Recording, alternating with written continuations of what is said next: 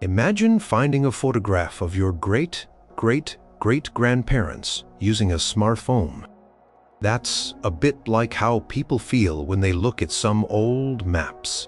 A map from the early 1500s shows part of Antarctica, a continent not officially discovered for another 300 years, and it might even show it without its thick ice cap.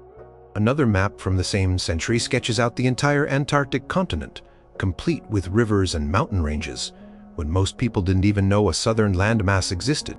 Then there's a map from the 1700s that draws Antarctica as two separate islands, a feature hidden beneath miles of ice that scientists only confirmed with special equipment in the 1900s. And it doesn't stop there. One map from 1559 shows a clear land bridge connecting Asia and North America, looking suspiciously like the Bering Land Bridge from the Ice Age. Centuries before, it was common knowledge. Another, even older, from the late 1300s, seems to chart lands in the North Atlantic that look a lot like parts of North America, way before Columbus sailed the ocean blue. Even the famous mapmaker Mercator, whose map projections we still see, drew a massive southern continent in 1569 with some very specific features. Number 6. The Venetian Brothers and the Mystery Islands of the North. Way back in 1558, a Venetian man named Niccolò Zeno the Younger did something pretty interesting.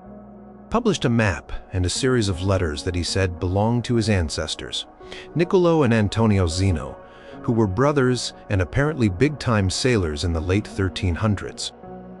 This map, now known as the Zeno Map, showed a bunch of islands and coastlines in the North Atlantic that look pretty strange to us, but also a little familiar. The story goes that around 1380, Niccolò Zeno, the ancestor, was shipwrecked on an island called Frislanda. This Frislanda was supposedly somewhere between Scotland and Iceland, a pretty big island that doesn't appear on modern maps. There, he met a prince named Zicny, a powerful ruler of Frislanda and other nearby islands. Niccolò wrote home to his brother Antonio, who then joined him. For several years, the Zeno brothers supposedly served Prince Zicny, sailing around the North Atlantic. The map that Niccolò Zeno the Younger published shows several intriguing land masses. There's Frislanda, of course, depicted as a substantial island. Then there's Estodiland, located to the west of Frislanda, which some people think might be a representation of Labrador or Newfoundland in Canada. The descriptions in the letters that came with the map say that Estodiland was a rich country, and its people had contact with sailors from Iceland and Greenland. Even further west and south, the map shows a land called Drogeo. The letters describe the inhabitants of Drogeo as primitive and engaging in cannibalism. What makes this map and the accompanying story so talked about is the date it claims to represent, the late 14th century.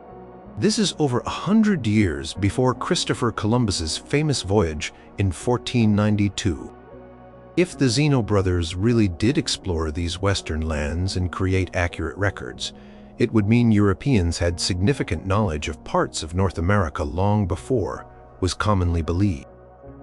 The map itself has details that have puzzled people for centuries. It shows Iceland, Greenland, labeled Ingerland, Norway and Scotland, but their shapes and positions are not always what we'd expect from a modern map. Greenland, for example, is shown with a southern coastline free of ice, and its shape is quite different from its actual form. The map includes latitudes, but the longitudes are less clear, which was a common problem for mapmakers of that era, and even much later. Some of the place names on the Zeno map are also interesting. Icaria is an island named according to the Zeno letters after Icarus, the son of Daedalus from Greek mythology, who supposedly landed there. There are also volcanoes shown on some islands, which lines up with the volcanic activity in places like Iceland. The Zeno Map and the letters were brought to light by Niccolò Zeno the Younger, who said he found them in a storeroom in his family's home in Venice. Claimed he had played with them as a child and torn them up, but later, as an adult, he pieced together what he could. This story of discovery has led some historians to question the authenticity of the documents. Some scholars believe the map might be a fabrication by Niccolò Zeno, the Younger himself, perhaps created to bolster Venetian claims to exploration, or simply as an intriguing work of fiction. They point to inconsistencies in the narrative and features on the map that seem to be based on later maps from the 16th century rather than 14th century knowledge. On the other hand, some researchers have argued that certain details on the map are too accurate or too specific to be entirely made up. For example, descriptions of sailing conditions or interactions with native peoples in the letters have been seen by some as having a ring of truth. The depiction of Greenland, while not perfectly accurate, does show it as a large land mass, and some argue that parts of its coastline, particularly the southern tip, might reflect a time when there was less ice or at least more accessible fjords. The debate about the Zeno Map has been going on for hundreds of years. Is it a genuine record of 14th century exploration that shows Europeans knew about parts of the New World before Columbus? Or is it a clever creation from the 16th century? Whatever the case, the Zeno Map remains a fascinating puzzle. It depicts lands like Frislanda, Estodiland, and Drogeo, with a level of detail that continues to spark curiosity about what the Zeno brothers might have seen or what their descendant imagined they saw in the vast uncharted waters of the North Atlantic centuries ago. It's a piece of paper that asks big questions about who knew what and when, about the world's hidden corners. Number 5. The Turkish admiral and the ancient Ice Age connection. In 1559, a Turkish admiral and cartographer named Hadji Ahmed Muhiddin Piri, not to be confused with Piri Reis of the earlier, more famous 1513 map, created a world map that is truly something to behold. It's a heart-shaped projection beautifully illuminated and detailed, reflecting the advanced state of Ottoman cartography during the 16th century. But nestled in the far north of this map is a feature that raises eyebrows, a depiction of a land bridge connecting Siberia, Asia, and Alaska, North America. This is remarkable because in 1559, Europeans were only just beginning to get a grasp of the vastness of the Pacific Ocean and the true relationship between Asia and the Americas. The Bering Strait, the narrow sea passage that actually separates the two continents today, wasn't explored by Europeans until Vitus Bering sailed through it for Russia in 1728, nearly 170 years after Hadji Ahmed made his map. The idea of a land bridge known as Beringia, existing in the past during ice ages when sea levels were lower, was a scientific theory that developed much later in the 19th and 20th centuries. So, what did Hadji Ahmed draw? His map shows the northwestern tip of North America and the northeastern tip of Asia, reaching out towards each other, almost touching, with a relatively narrow strip of land or a very narrow strait between them.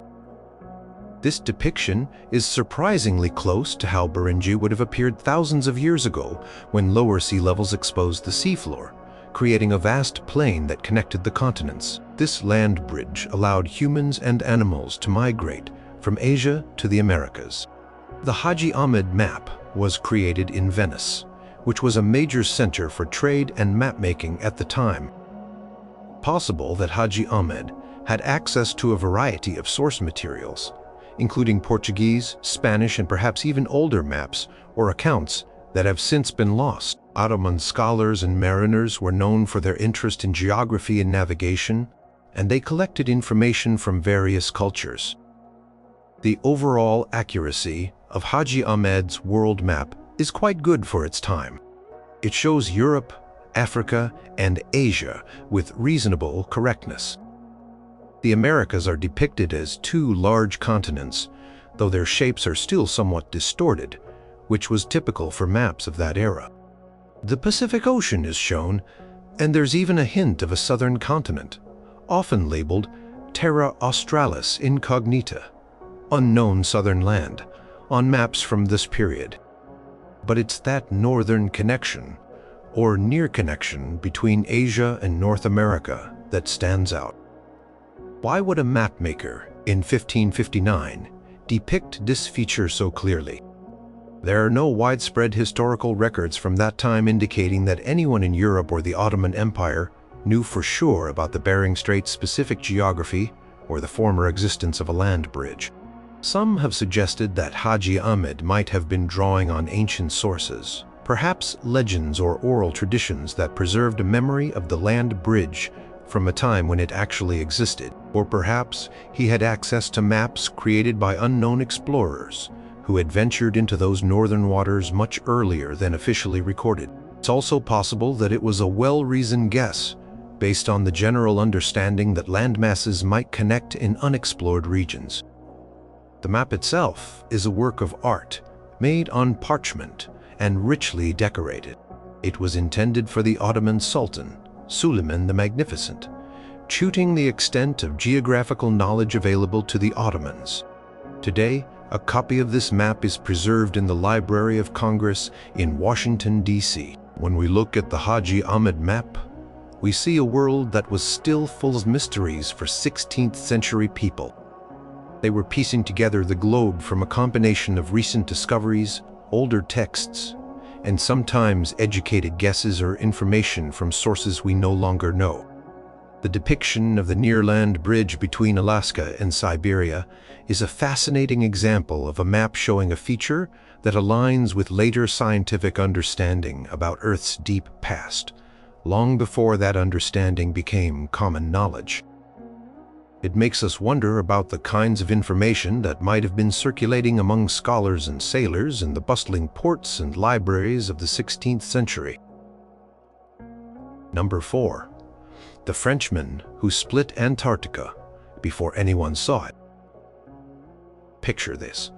It's 1737, and a French geographer named Philippe Buach stands before the prestigious French Academy of Sciences. He unrolls a map, one that he claims is based on the latest discoveries and some very old information. This map shows something astonishing. The continent of Antarctica, not as one solid landmass, but as two large islands separated by a clear sea channel, running roughly from where the Ross Sea is to where the Bellingshausen Sea and Weddell Sea meet. Now here's the kicker. Antarctica wouldn't be officially sighted by explorers for another 83 years in 1820, and the idea that Antarctica might not be a single continent under its massive ice sheet, but rather a large archipelago or two main islands wasn't something scientists could confirm until the International Geophysical Year in 1957 to 1958. During that period, seismic surveys, using sound waves to penetrate the ice, revealed the underlying rock, the subglacial topography.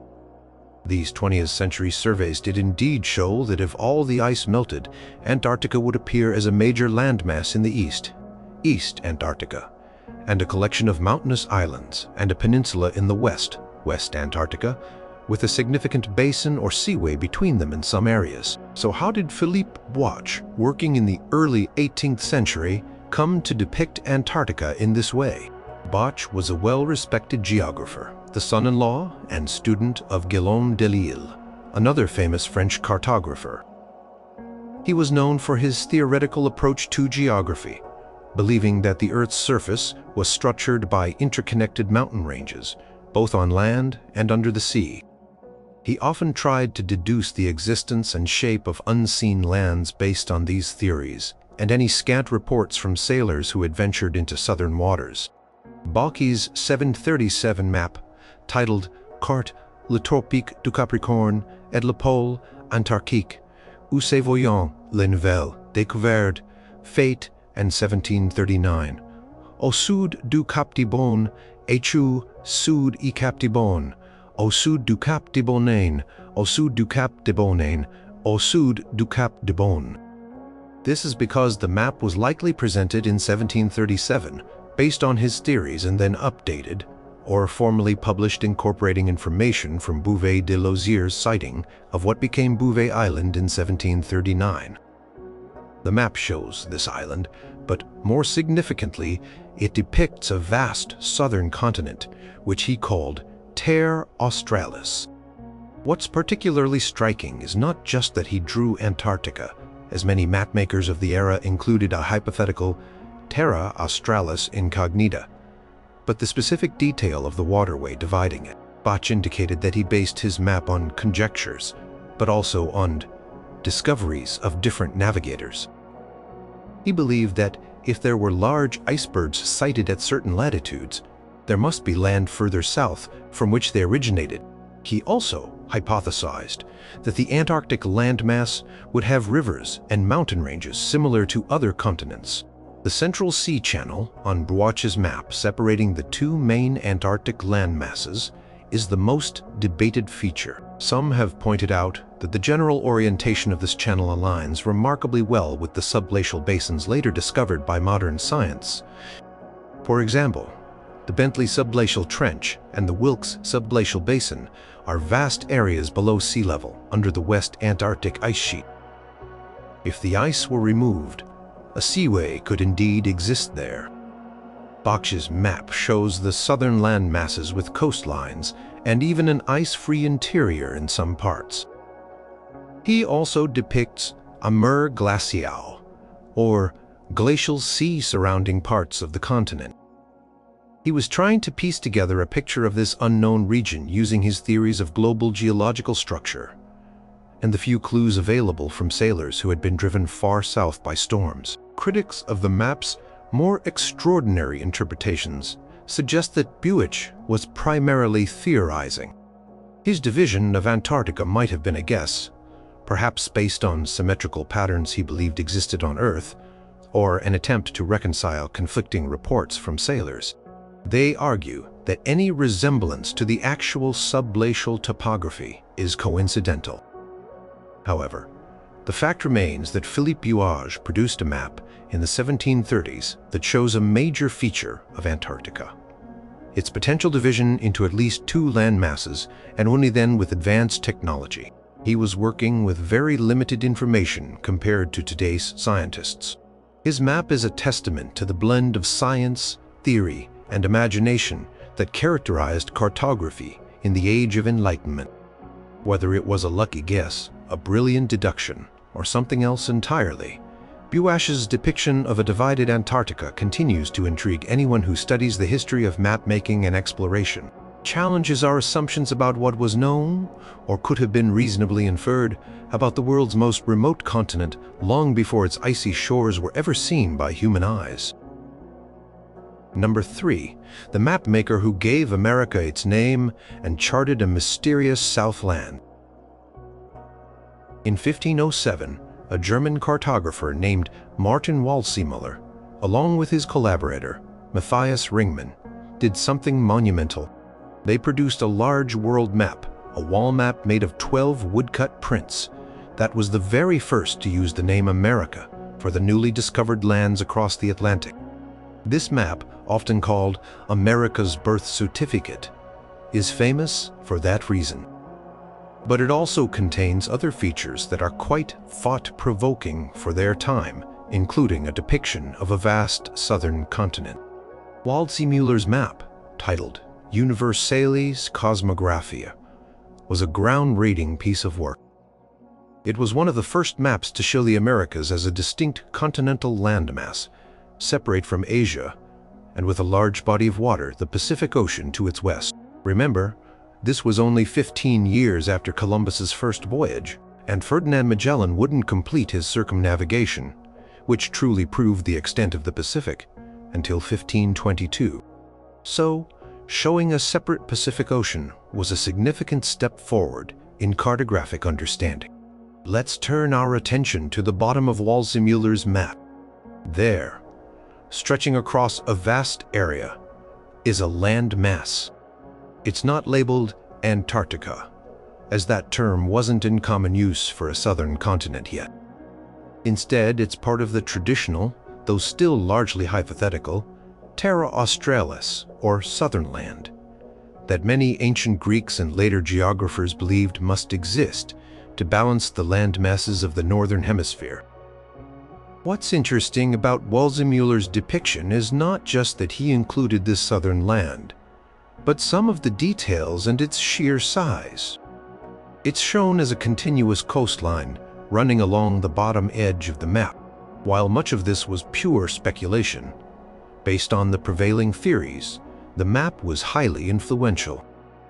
Waldseemüller and Ringman based their map on various sources, including the accounts of Amerigo Vespucci, whose voyages along the coast of South America convinced them that it was a new world, not just an extension of Asia. This is why they chose to name the new lands America in his honor.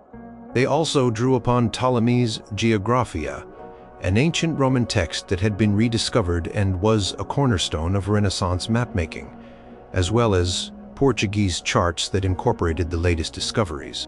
The southern continent on the 1507 map is vast, suggesting a landmass of enormous proportions. It's not shown with great detail, like mountains or rivers, as some later maps would attempt. However, its presence is a strong statement. It indicates that the idea of a major landmass in the southern hemisphere was very much alive in the minds of leading cartographers. A few years later, in 1513, Waldseemüller produced another influential map, a marine chart called the Carta Marina. On this map, he seemed to have second thoughts about the name America, labeling South America as Terra Nova, New World, and also Brasile Regio, region of Brazil. He also included a note saying that the land was discovered by Columbus. However, the 1507 map's use of America had already begun to catch on. The southern continent on the 1507 map doesn't directly correspond to the actual coastline of Antarctica as we know it today. Antarctica's true shape and extent were completely unknown in the early 16th century. What Waldseemüller's map does show is the persistence of an idea, the idea of a great southern land, and a willingness to depict the unknown parts of the world based on theory and the best available, albeit limited, information. The Universalis Cosmographia was an ambitious project. Only one copy of the 1507 wall map is known to survive today. It was lost for centuries and rediscovered in 1901 in the library of a German castle. In 2001, the Library of Congress in Washington, D.C. purchased it for $10 million, and it's now on display there. Looking at Waldseemüller's map, we are reminded that in the age of discovery, mapmakers were not just recording known lands. They were also actively shaping the world conjectures, sometimes filling in the blanks with bold conjectures. The inclusion of a massive southern continent, even if largely speculative, reflects a worldview that was trying to make sense of the planet as a whole. While it wasn't the map of Antarctica as we know it, it was part of a long tradition of cartographic thought that anticipated a major landmass in the south, centuries before anyone would actually set foot on its icy shores or chart its true outline. It makes one wonder about the interplay between theory-scant reports and the human desire to complete the picture of our world, even if it meant drawing continents that were, at the time, entirely unknown. Number 2, the mathematician who mapped Antarctica with rivers and mountains. In 1531, a French mathematician and cartographer named Orontes Fine, also known by his Latinized name Orontius Phineus, published a world map that has become one of the most talked about ancient maps ever. It was a cordiform, or heart-shaped, projection, which was a popular style at the time. The map, included in a book called Novus Orbis, showed the known world, Europe, Africa, Asia, and the recently encountered Americas. But what makes the Orontius Phineus map so stunning is its depiction of the Antarctic. At the bottom of this 1531 map, surrounding the South Pole, Phineus drew a huge continent labeled Terra Australis Recenter Venta Sed Non Plene Cognita, which translates to Southern Land, recently discovered but not yet fully known. This continent is not just a vague outline. It's shown with considerable detail. Distinct coastlines, mountain ranges in the interior, and even rivers flowing from these mountains towards the sea. Some of these rivers are shown as quite large, suggesting a significant landmass with a developed hydrological system. What's truly mind-boggling is that in 1531, Antarctica was completely unknown to Europeans. The first confirmed sighting of the Antarctic continent wouldn't happen until 1820, almost 300 years later. And, of course, the Antarctica we know today is covered by an ice sheet averaging over a mile thick. There are no visible flowing rivers or exposed mountain ranges in the way Phineas depicted them, except for a few peaks that jut out from the ice, nunataks, and some coastal areas. So, where did Oronteus Phineas get this information? He was a respected scholar, holding the chair of mathematics at the Collège Royal, now Collège de France, in Paris. He was known for his work in astronomy, mathematics, and instrument making, as well as cartography. It's unlikely he just invented these details out of thin air without some basis, even if that basis was theoretical or from sources we no longer possess. The shape of Terra Australis on Phineas's map is somewhat circular, centered around the South Pole. Coastline is irregular, with bays and peninsulas. The mountain ranges are shown primarily in the coastal regions, but also extending into the interior. The rivers appear to originate in these mountains and flow to the sea. One of the most striking aspects is that the interior of the continent, where the rivers are shown, appears to be ice-free. The map does show some icy conditions around the periphery, suggesting he was aware of the cold climate in southern latitudes. Some researchers who have studied this map have noted that if you were to remove Antarctica's ice sheet, the underlying landmass would indeed have mountains and valleys where rivers could have flowed in the warmer past. They have tried to compare the features on Phineas's map with modern subglacial topographical maps of Antarctica. Some claim there are resemblances in the general location of certain mountain ranges and coastal features, particularly in areas like Queen Maud Land and Wilkes Land. For example, some of the inlets shown by Phineas have been compared to the locations of large subglacial basins or troughs that would be fjords or seas if the ice were gone. However, it's important to note that cartography in the 16th century was a mix of science, art, and speculation. Mapmakers often relied on ancient texts, such as Ptolemy's Geographia, which hypothesized a large southern continent, Dec Terra Australis Incognita, to balance the landmasses of the northern hemisphere.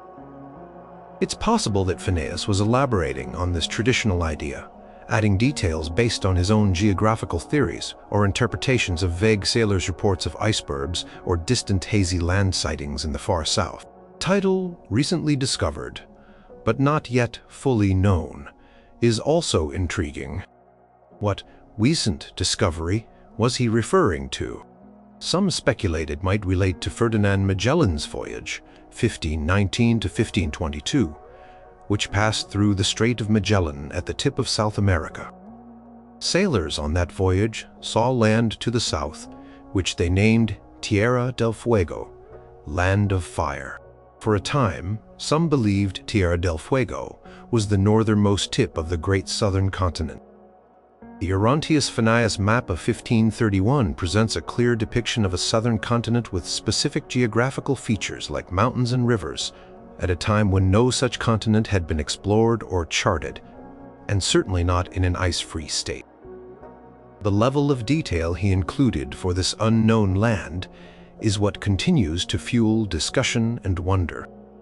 Was he drawing on lost source maps from an earlier, more knowledgeable civilization? Was he making incredibly astute deductions? Or was it a highly imaginative interpretation of prevailing theories? Whatever the source of his information, his map remains a beautiful and perplexing beacon, showing a version of Antarctica that seems to defy the known history of its discovery and exploration, hinting at a world that looked very different, or was known in ways we have yet to understand. Number 1. The Ottoman Admiral's Chart of an Ice-Free Antarctic Coast. Perhaps the most famous and debated of all ancient maps that seem to show unknown lands is the Piri Reis map. Created in 1513, this map, or rather the surviving fragment of it, was drawn by an Ottoman Turkish admiral and cartographer named Hadji Ahmed Muhiddin Piri, known as Piri Reis. Reis means admiral. What makes this map so extraordinary is that it appears to depict a section of the Antarctic coastline, specifically Queen Maud Land, with remarkable accuracy. And most astonishingly, it seems to show this landmass before it was covered by its current massive ice sheet. Let's set the scene. In 1513, the European age of discovery was in full swing. Columbus had made his voyages to the Americas, and explorers were slowly charting the coastlines of these new lands. However, Antarctica was entirely unheard of in the Western world. The first confirmed sighting of the Antarctic mainland wouldn't occur until 1820, over 300 years after Piri Reis drew his map. The Antarctic ice cap itself is known to have been in place for many thousands, if not millions of years. Piri Reis map was drawn on gazelle skin and is a portolan chart, a type of navigational map used by sailors, characterized by rhumb lines radiating from compass roses. The surviving portion shows the western coasts of Europe and North Africa and the eastern coast of South America with surprising detail for the time. Piri Reis himself wrote notes on the map, stating that he compiled it from about 20 different source maps. Some of these sources, he claimed, were very old, including maps drawn in the days of Alexander, Lord of the Two Horns, Alexander the Great, and even a map supposedly drawn by Christopher Columbus himself, which Piri Reis said he obtained from a Spanish sailor who had sailed with Columbus on 3 of his voyages, Camal Reis. The most controversial part of the map is its depiction of a landmass extending eastward from the southern tip of South America. This coastline continues along the bottom edge of the map. Many researchers, most notably Professor Charles H. Hapgood in the 1960s, argued that this southern landmass is a remarkably accurate representation of the coast of Queen Maud Land in Antarctica, as well as the Palmer Peninsula. What's more, Hapgood and his team suggested that the coastline shown by Piri Reis matches the subglacial topography of Antarctica, the land under the ice, which was only mapped in detail using seismic echo-sounding technology in the 20th century. This led to the startling suggestion that Piri Reis's source maps must have been created at a time when Queen Maud Land was free of ice. The details that support this idea include the general shape of the coastline, the depiction of certain bays and islands that seem to correspond to features now buried under ice, and the apparent continuity with the South American continent, though distorted. Piri Reis himself noted on the map that the southern region was barren and that, in this country it seems that there are monsters with white hair, and also 6-horned oxen. He also mentioned that no more inhabitant is found, but all is waste and ruin. The map was rediscovered in 1929 in the Topkapi Palace in Istanbul, Turkey, where it had been filed away and largely forgotten. Its discovery caused an immediate sensation, particularly because of its connection to Columbus and its surprisingly accurate depiction of parts of the South American coast. However, the Antarctica interpretation is not without its critics. Many mainstream cartographic historians and geographers argue that the southern land mass on the Piri Reis map is not Antarctica at all. They suggest it's more likely a distorted representation of the Patagonian coast of South America, which has been bent eastward to fit onto the parchment. They point out that portolan charts often had distortions, especially in less explored areas, and that longitude was notoriously difficult to calculate accurately in the 16th century. They also note that Piri Reis himself stated he used many sources, and combining these different maps, which likely had different scales and projections, could easily lead to errors and misplacements of land masses. Furthermore, the idea of an ice-free Antarctica being mapped in ancient times raises many questions about who could have possessed such advanced geographical knowledge and mapping skills, and how that knowledge could have been preserved and transmitted to Piri Reis's sources. Geologists confirm that while parts of West Antarctica might have been ice-free more recently, tens of thousands of years ago, East Antarctica, where Queen Maud Land is located, has been covered by a massive ice sheet for millions of years. Some localized coastal areas might have been ice-free during warmer interglacial periods, but a large-scale ice-free depiction, as suggested by some interpretations of the map, is hard to reconcile with current geological understanding. Despite these counter-arguments, the Piri Reis map remains a deeply fascinating document. The admiral himself was a respected figure, an experienced seaman and scholar who later wrote a comprehensive sailing guide to the Mediterranean called the Kitab-i-Bahriya, Book of Navigation. His claim to have used ancient source maps, including one by Columbus, adds to the map's mystique. The Piri Reis map forces us to consider the limits of our knowledge about the past, presents features that, at first glance, seem impossibly advanced for their time. Whether the southern coastline is a distorted South America, a lucky guess, or a genuine fragment of ancient knowledge showing an ice-free Antarctic coast, it continues to challenge historians and researchers. It's a piece of gazelle skin that holds a picture of the world as someone knew it, or pieced it together 500 years ago, containing details that still spark debate and wonder about the true extent of geographical understanding in ages past.